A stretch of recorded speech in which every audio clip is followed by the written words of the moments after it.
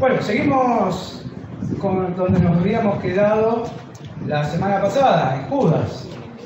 Una carta un tanto peculiar, pero hermosa de estudiar, ¿sí? Una carta donde vemos la miseria del hombre, pero el actuar de Dios que todavía continúa. Gracias. Gracias. Vamos a leer, vamos a ver dónde quedamos, pero le vamos a robar un versículo más. Vamos a leer del 12 en adelante. Judas capítulo 1, que es el único capítulo que tiene, versículo 12 en adelante, dice: estos son manchas en vuestros ágapes, que comiendo públicamente con vosotros se apacientan a sí mismos. Nubes sin agua, llevadas de acá para allá por los vientos, árboles otoñales sin fruto, 2 veces muertos y desarraigados. Fieras ondas del mar que esfuman su propia vergüenza, estrellas errantes para las cuales está reservada eternamente la oscuridad de las tinieblas. De esto también profetizó Enoc, séptimo desde Adán, diciendo: he aquí vino el Señor con sus santas decenas de millares, para hacer juicio contra todos y dejar convictos a todos los impíos de todas las obras impías que han hecho impíamente, y de todas las cosas duras que los pecadores impíos han hablado contra él. Estos son murmuradores, querellosos, que andan según sus propios deseos, cuya boca habla cosas infladas, adulando a las personas para sacar provecho. Pero vosotros, amados, tened memoria de las palabras que antes fueron dichas por los apóstoles de nuestro Señor Jesucristo. Los que os decían: en el postrer tiempo habrá burladores que andarán según sus malvados deseos. Estos son los que causan divisiones, los sensuales, que no tienen al Espíritu. Pero vosotros, amados, edificaos sobre vuestra santísima fe, obrando en el Espíritu Santo, conservados en el amor de Dios, esperando la misericordia de nuestro Señor Jesucristo para vida eterna. Algunos que dudan, convencer; a otros salvad, arrebatándolos del fuego; y de otros tened misericordia con temor, aborreciendo aún la ropa contaminada de su carne. Y aquel que es poderoso para guardaros sin caída, presentaros sin manchas delante de su gloria, con gran alegría, al único y sabio Dios, nuestro Salvador, sea gloria y majestad, imperio y potencia, ahora y por todos los siglos. Amén. Vamos a orar y vamos a dejar este tiempo en las manos de Dios. Padre eterno, te damos gracias porque nos amas, nos bendices. Y Señor, gracias porque una vez más podemos estudiar de tu palabra. Ayúdanos, Señor, a entender lo que tú nos quieres decir. Y Padre, ayúdanos también a aplicar a nuestra vida diaria lo que podamos aprender en esta mañana. Gracias te damos en el santo y bendito nombre de Cristo Jesús. Amén. Bien, recordemos que al empezar esta carta, el mismo Judas dice que él tenía otra intención de lo que terminó siendo esta carta. Él lo que quería hablar es de la comunión que tenían, del gozo de la salvación, pero hubo algo más apremiante acerca de eso, que quería hablar y recordarles a ellos o advertirles de los falsos hermanos que se estaban introduciendo en la iglesia. Ahora, esto era algo que ya Pedro lo había advertido. Si vemos en la segunda carta de Pedro, él ya estaba advirtiendo de que en el futuro iban a haber falsos maestros que se iban a introducir en la iglesia. Ahora vemos que acá lo que Judas nos dice es la verdad de lo que Pedro había advertido a la iglesia. Y es por ello que con esta carta Judas, la intención también que tiene Judas es decirles a ellos, a sus lectores, de que Dios los iba a castigar a estas personas, a estos falsos maestros, de la manera que castigó a todas las personas de la antigüedad. Es por eso que viene hablando de los grupos de personas que han pecado y que recibieron su justa retribución, el justo castigo. Habla de Caín, habla de Coré, habla de los ángeles, habla de aquellas personas que han caído en pecado, nos da el ejemplo de la ciudad de Sodoma y Gomorra, y que todos ellos recibieron el castigo, de la misma manera de que estos falsos maestros que se habían introducido en la iglesia también iban a recibir el castigo. Ahora, en esta carta se previene a los fieles contra los falsos maestros que corrompían la fe en Jesucristo y pervertían las costumbres cristianas, y los exhortaba a mantener intacta la enseñanza recibida por los apóstoles. Porque si vemos después en el desarrollo de lo que nos queda de estos versículos, Judas les dice que esto no les tenía que caer de sorpresa, sino que ellos tenían que ya estar preparados de esto. ¿Por qué? Porque los apóstoles, por las cartas que circulaban en ese entonces, estaban todas estas advertencias.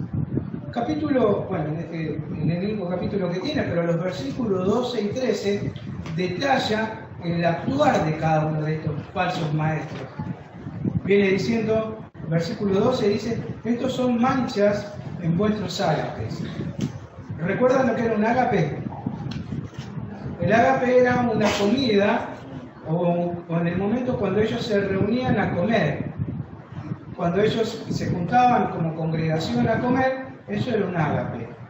Pero decía que estos falsos maestros, estas falsas personas que se habían introducido en la iglesia, no buscaban el bien común de los demás, sino que lo que hacían, se apresuraban a ir a la mesa y a comer ellos sin importarles si los demás comían o no.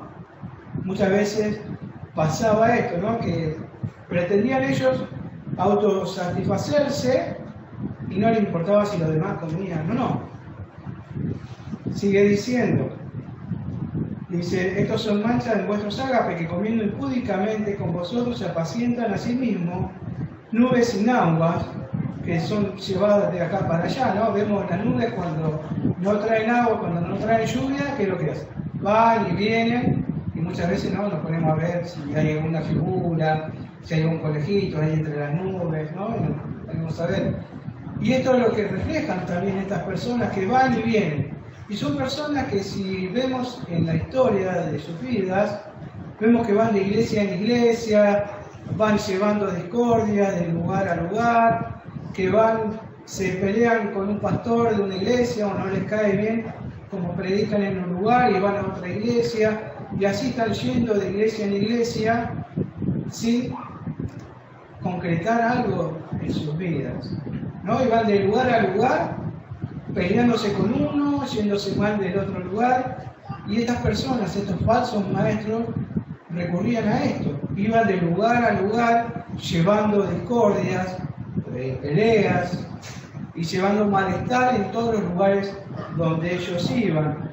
Dice, árboles otoñales sin fruto, 2 veces muertos y desarraigados.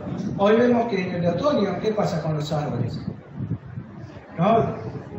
Empiezan a ponerse amarillas las hojas. ¿Por qué? Porque ya no le da tanto el sol y la fotosíntesis, todo ese proceso que hace de buscar agua en las raíces, por las raíces buscan agua, todo eso, que no me gusta explicar, pero sé cómo se hace.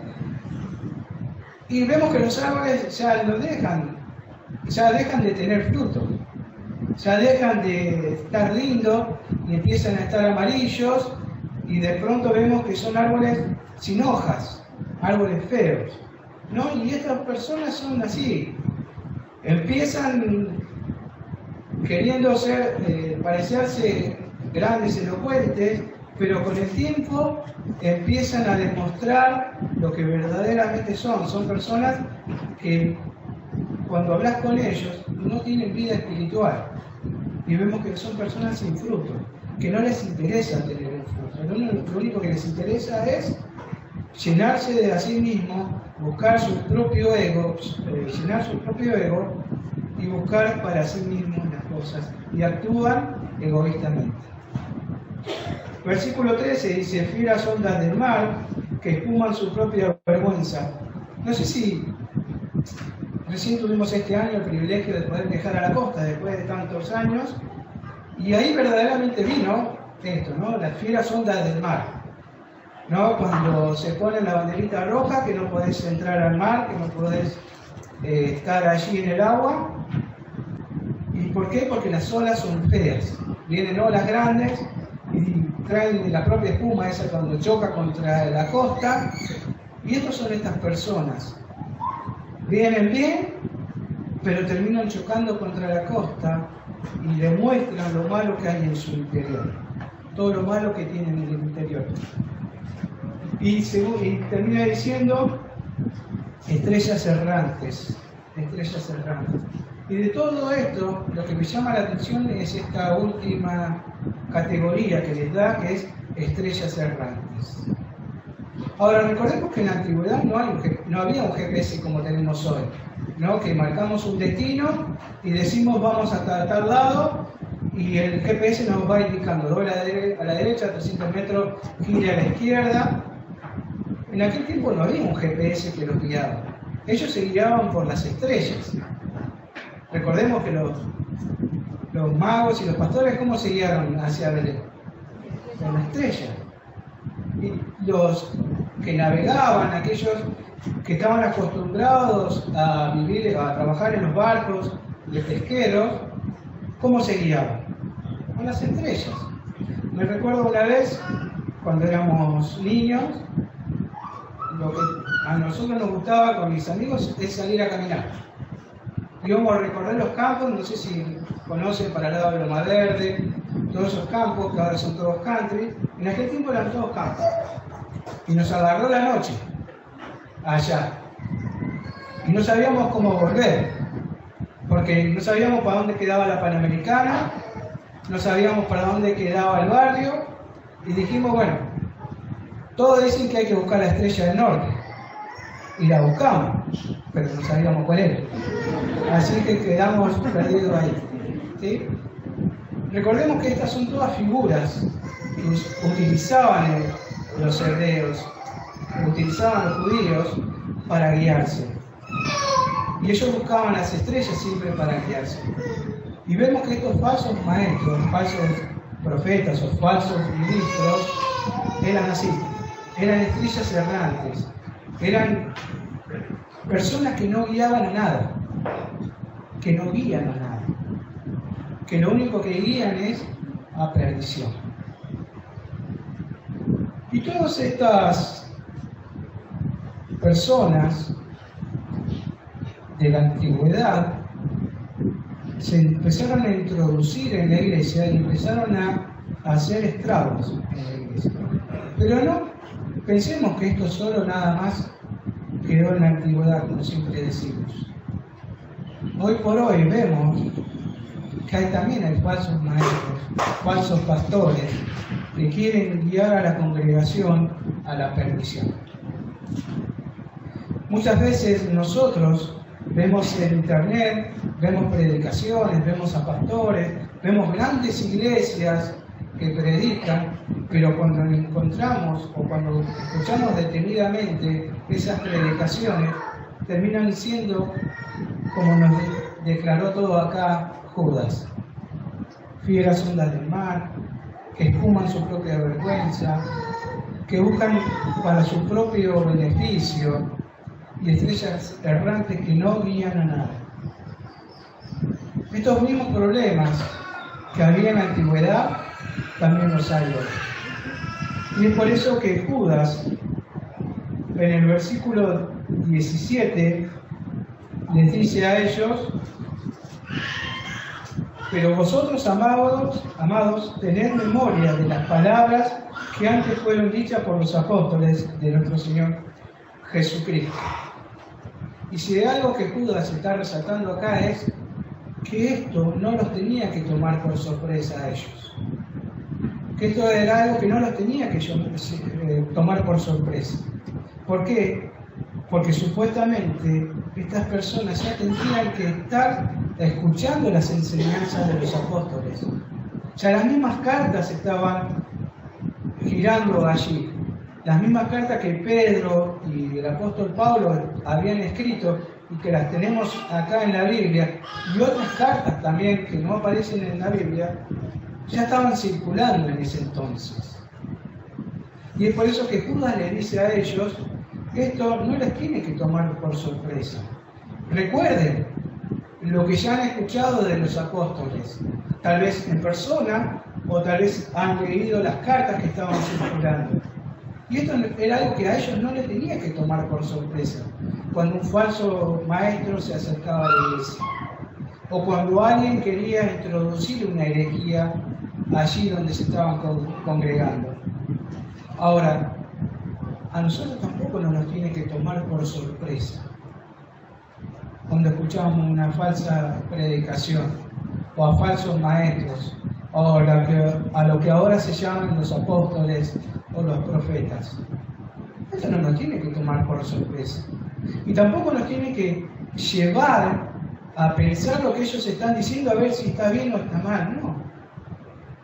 Tenemos que darnos cuenta al toque si lo que ellos están diciendo está bien o está mal. ¿Por qué?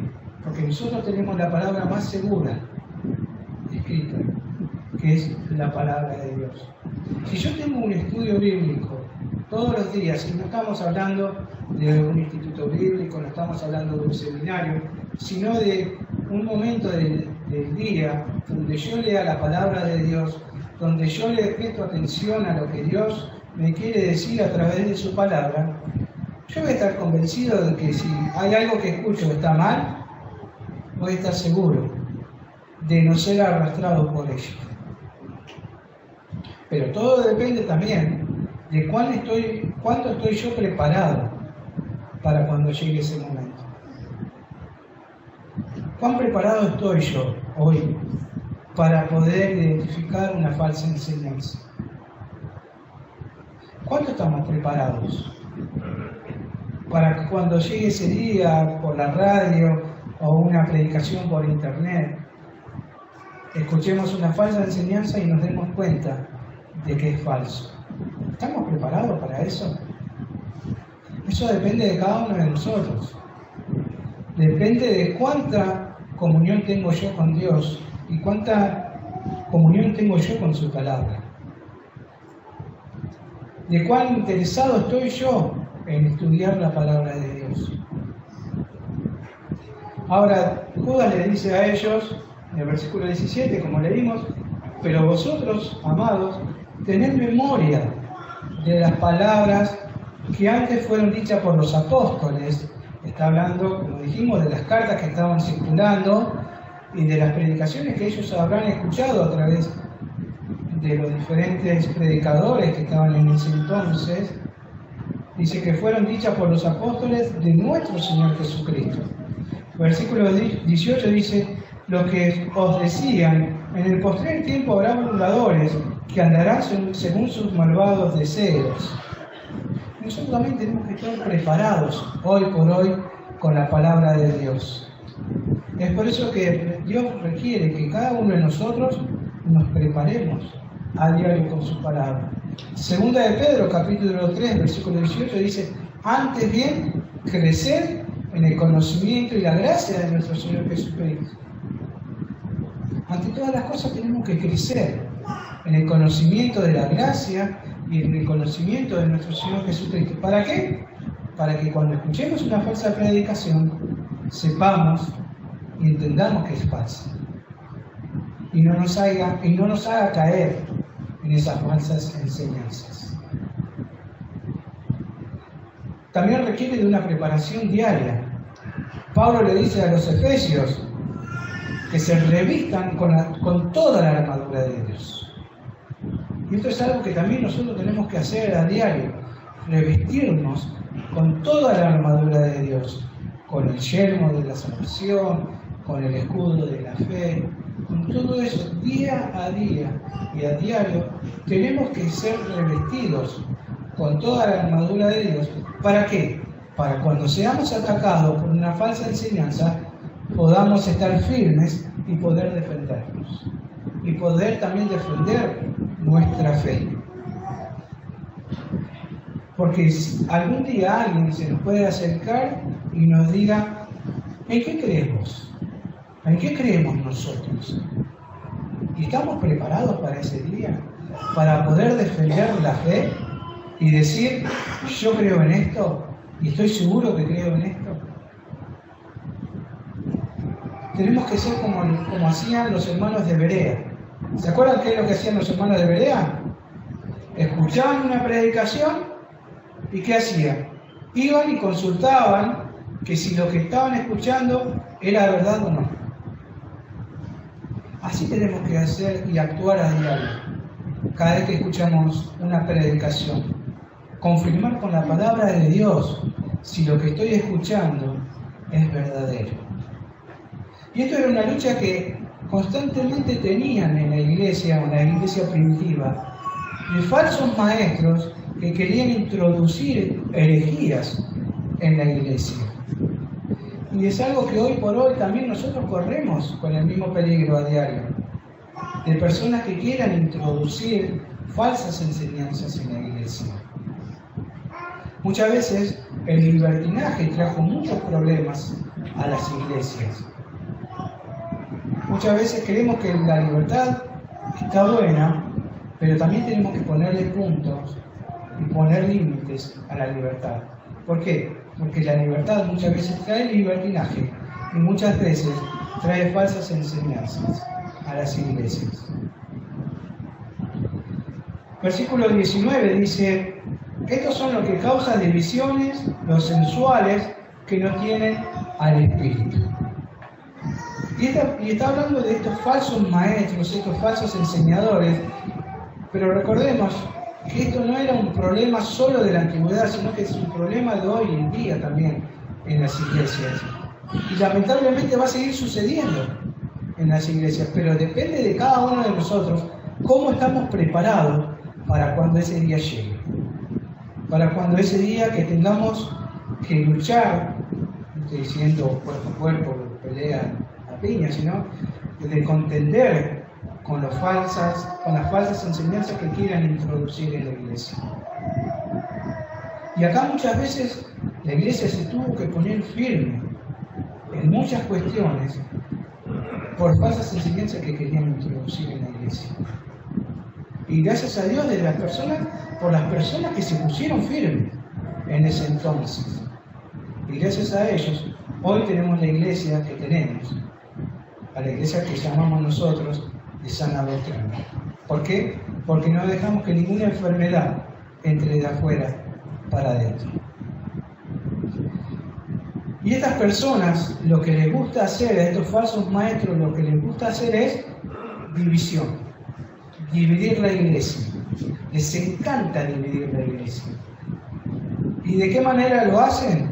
No lo hacen de una, no lo hacen directamente, sino que lo hacen de a poco. Haciendo un trabajito de hormiga, de a poco van llenándole la cabeza a uno, le van llenando la cabeza a otro, van murmurando contra los encargados de la iglesia, van desacreditando a las autoridades de la iglesia, van diciéndose entre ellos, ¿viste lo que dijo este? Y a este lo pusieron como líder de joven, a este lo pusieron en el club bíblico, a ella la pusieron en el club de niños. Y empiezan así, ¿no? Empiezan a murmurar, empiezan a querellar, empiezan a llenar la cabeza de a poco a uno al otro, hasta que un día vemos la iglesia dividida. Y esto es lo que le gusta a estas personas. Por la simple razón que la daca de Judas, finalizando el versículo, dice, ¿por qué? Porque no tienen el Espíritu Santo. Porque no tienen el Espíritu Santo. Son guiados por el enemigo, son guiados por Satanás para dividir la iglesia. Y esto yo lo puedo asegurar, lo puedo constatar de personas que han querido dividir iglesias, que han buscado dividir iglesias, y hoy los vemos personalmente y sus vidas son peores de lo que fueron cuando supuestamente profesaron fe. Hoy vemos a personas, a hermanos que han querido dividir iglesias y los vemos que están peores de lo que llegaron cuando supuestamente dieron el paso de fe. ¿Por qué? Porque no tienen el Espíritu. Les encanta dividir la iglesia, porque ¿qué es lo que quiere hacer Satanás? Dividirnos. Satanás lo que siempre buscó es dividir la iglesia. Buscó siempre fragmentar a los hermanos. Siempre buscó la discordia entre los hermanos. ¿Por qué? Porque el ladrón viene a matar, a destruir.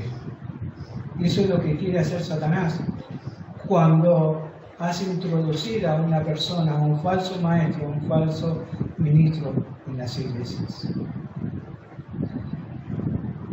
Pero del versículo 20 al 23 nos da la pauta de cómo tenemos que nosotros conducirnos en la iglesia. De qué manera tengo que actuar yo. De qué manera tenemos que actuar cada uno de nosotros en la iglesia. Versículo 21 dice, versículo 20, perdón, dice, pero vosotros, amados, edificándose sobre vuestra santísima fe. En primer lugar, lo que nosotros tenemos que hacer es edificarnos unos a otros. Lo primero que tenemos que hacer es edificarnos unos a otros. ¿Y de qué manera nos edificamos? A través del servicio. Cuando yo sirvo a mi hermano, cuando yo uso mis dones al servicio de mis hermanos. Ayer, lo que fuimos ayer al aniversario de la iglesia de allí de Virreyes, decía, me está robando parte del mensaje. Que iba a decir hoy, pero bueno, lo que escucharon, lo que no, lo van a escuchar ahora, ¿no? ¿Cómo edifico yo cómo edifico a mi iglesia, cómo edifico a mi hermano? A través de la fe y a través de mis dones. A través de los dones espirituales que Dios nos dio a cada uno de nosotros y a través de los talentos. Esa es la manera que yo edifico a la iglesia. Y esa es la manera que ustedes edifican a la iglesia. Y esa es la manera que nos edificamos unos a otros a través de nuestros dones. Porque muchas veces nosotros pensamos que lo que yo hago está todo bien y lo que hacen los demás está mal. Muchas veces caemos en este error de despreciar el servicio del hermano. Muchas veces pensamos que nosotros lo que hacemos en nuestro ministerio es lo mejor, pero lo que hacen los otros ministerios les falta. Lo que están haciendo los otros ministerios muchas veces creemos que no es igual a lo que estoy haciendo yo y por eso no sirve el otro ministerio. Y mi ministerio sí sirve. Tengamos cuidado de despreciar a las demás personas, a los demás hermanos. ¿Por qué? Porque si mi hermano no está creciendo en fe, parte de la culpa la tengo yo. Porque somos un cuerpo, somos una iglesia y nos edificamos uno al otro. Y es por eso que es necesario, dice acá, pero vosotros, amados, edificándoos sobre vuestra santísima fe y también orando en el Espíritu Santo. Orando por mis hermanos. ¿Cuántas veces nos arrodillamos y en el momento de oración que tengamos a diario, oro por un hermano de la iglesia? ¿Cuántas veces oramos por la iglesia? ¿Cuántas veces oro por mi hermano en la fe? ¿Cuántas veces dedico un momento de oración a mis hermanos? Y la manera de edificar la iglesia es esta: edificando a través del servicio y orando por mis hermanos. Y orando por cada uno de ellos. Dándole gracias a Dios por la vida de mi hermano. Yo sé, estoy consciente y lo sé, que hay hermanitos difíciles de querer, ¿sí? Pero no depende de si es difícil o no. Mi obligación es orar por ellos y edificarlos, a través de mis dones, a través de los talentos que Dios me da. Y muchas veces duele ver a hermanos que no desarrollan sus dones, que no desarrollan sus talentos, no explotan sus dones y su talento. Y duele muchas veces ver a los hermanos que no les interesa trabajar para el Señor. Vemos a hermanos que solo les gusta venir, calentar el asiento, escuchar lo que se dice el domingo, el sábado, el miércoles, pero no quieren trabajar para Dios. Y esto es algo que Dios un día nos va a pedir cuenta. Es algo que Dios nos va a pedir cuenta un día de esto. Allí cuando estemos ante Él. ¿Por qué? Efesios 2:10 dice, porque somos hechuras suyas, creadas en Cristo Jesús para andar en buenas obras, las cuales Dios ya preparó de antemano. Un día Dios nos va a pedir cuenta a cada uno de nosotros por no querer trabajar para Él, por no querer edificar a la iglesia. ¿Sí? Es algo que Dios requiere de cada uno de nosotros. No nos conformemos solo con escuchar, busquemos actuar. Busquemos actuar. Como dice allí Santiago, mi fe sin obras, ¿qué es? Es muerta. Si yo tengo fe y no obro, no actúo conforme a mi fe, es una fe muerta. Es algo que no tiene sentido. Es algo que Dios nos demanda a cada uno de nosotros, que somos sus hijos, a andar en buenas obras, las cuales Dios ya preparó de antemano. Y como siempre decimos, gracias a Dios por esta iglesia, que es una iglesia con puertas abiertas para todo aquel que quiera realizar un ministerio. Todos tenemos la oportunidad de hacerlo. No dejes pasar esta oportunidad de servir a Dios. Porque el día de mañana, cuando como dice la canción, cuando el Creador me llame para la entrega, vamos a rendir cuenta de las cosas que yo no quise hacer para Él. Dice versículo 21, conservados en el amor de Dios, esperando la misericordia de nuestro Señor Jesucristo para vida eterna. Y ahí empiezas a decirnos cómo tenemos que actuar también con estas personas que están queriendo introducir falsas enseñanzas. Porque lo primero que hacemos es, como decimos, ¿no? Comúnmente le hacen la cruz y listo. Ya está. No puede venir más, no lo dejamos venir más. No. Nosotros tenemos que actuar con amor con estas personas. La misma palabra de Dios nos dice que si demostramos amor uno por otro, vamos a demostrar que verdaderamente somos sus discípulos. ¿Y de qué manera tenemos que actuar con estas personas? En primer lugar es conservados en el amor de Dios, esperando la misericordia de nuestro Señor Jesucristo para vida eterna. Algunos que dudan, ¿qué tenemos que hacer? Convencerlos.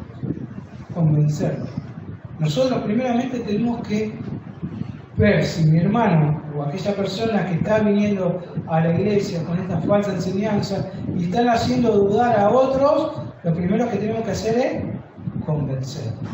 Pero primeramente para convencer a alguien, ¿qué tiene que haber? Un autoconvencimiento. Si yo no estoy convencido de mi fe, ¿cómo puedo convencer al otro? ¿Cómo le puedo enseñar a otro si yo no lo sé? Es por eso que es necesario que cada uno de nosotros vivamos una vida conforme a nuestra fe y que esa misma fe pueda ser contagiosa al hermano. Y que yo pueda convencer a mi hermano, pero de algo que yo sé. ¿Sí? En primer lugar, a aquellos que dudan, convencer. ¿Y de qué manera voy a convencer a alguien? Conociendo las Escrituras. Si yo no conozco la Escritura, vamos a terminar como dice el Señor. Si un ciego guía a otro ciego, ¿qué pasa? Ambos caen en el pozo. ¿no? Y vamos a terminar con mi hermanito, el que duda, yo dudando, los dos como las dos tortuguitas allí pataleando, queriendo enderezarnos. Va a pasar así, pero por eso es necesario que yo primeramente esté convencido de mi fe, para poder convencer al otro. Versículo 23 dice, a otros salvar, arrebatándolos del fuego. Y esto nos quiere decir que tenemos que predicar el Evangelio. Tenemos que predicar el Evangelio primeramente a estas personas. En primer lugar tenemos que convencerlos y también predicarles el Evangelio. A otros salvar, arrebatándolos del fuego. Tenemos que predicar el Evangelio. No nos quedemos solo con que es un hermano, con que nos diga que es un hermano. Tenemos que predicar el Evangelio.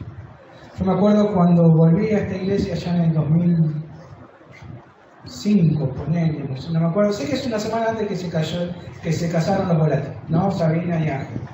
Una semana antes, sé que fue así porque a la semana siguiente fui al casamiento, ¿no?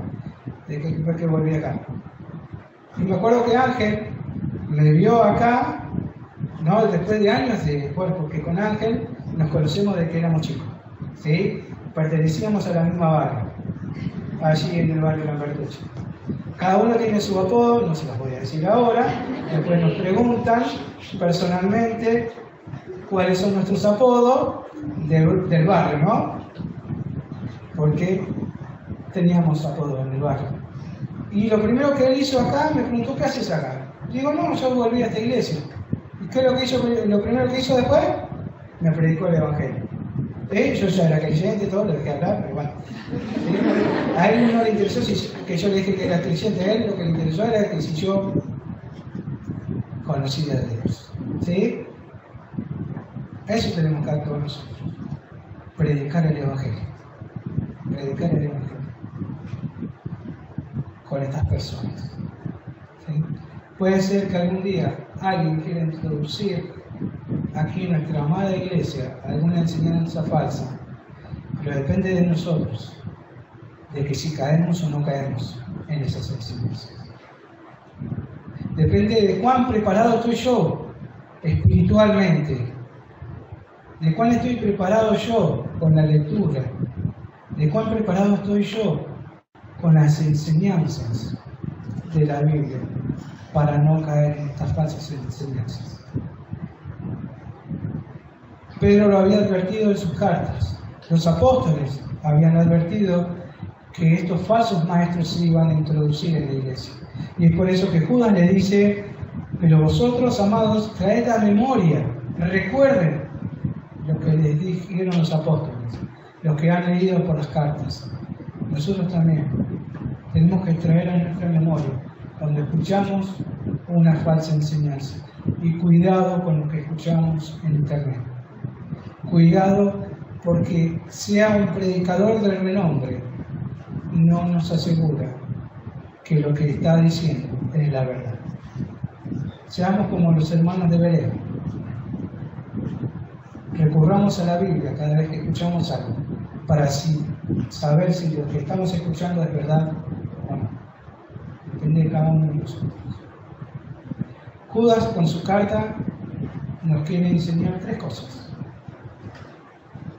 Dios castiga el pecado, la misericordia de Dios sigue aún intacta, pero también nos enseña cómo tenemos que actuar nosotros personalmente con las personas, no creyéndonos superiores, no creyéndonos más que el otro, sino que siempre actuemos en misericordia y edifiquémonos uno al otro, para que cuando ese día llegue nos encuentre como familia, como iglesia unida, y que podamos contender entre todos contra estas falsas enseñanzas. Vamos a orar. Padre eterno y Dios santo, gracias. Te damos por tu gran amor. Gracias, Padre, por tu gran misericordia. Y Señor, gracias porque a pesar de no merecer nada, Señor, nos bendices grandemente. Ayúdanos, Señor, a poder entender cuando alguien quiere introducir una falsa enseñanza otro evangelio, como dice Pablo, a poder contender, Señor, a poder enfrentar, Señor, pero sobre todo, Señor, ayúdanos a tener una comunión diaria contigo, que podamos crecer espiritualmente, pero también podemos crecer congregacionalmente, Señor, edificándonos unos a otros en amor. Gracias te damos, Padre, por todo y dejamos nuestra vida en tus manos, en el nombre de Cristo Jesús. Amén.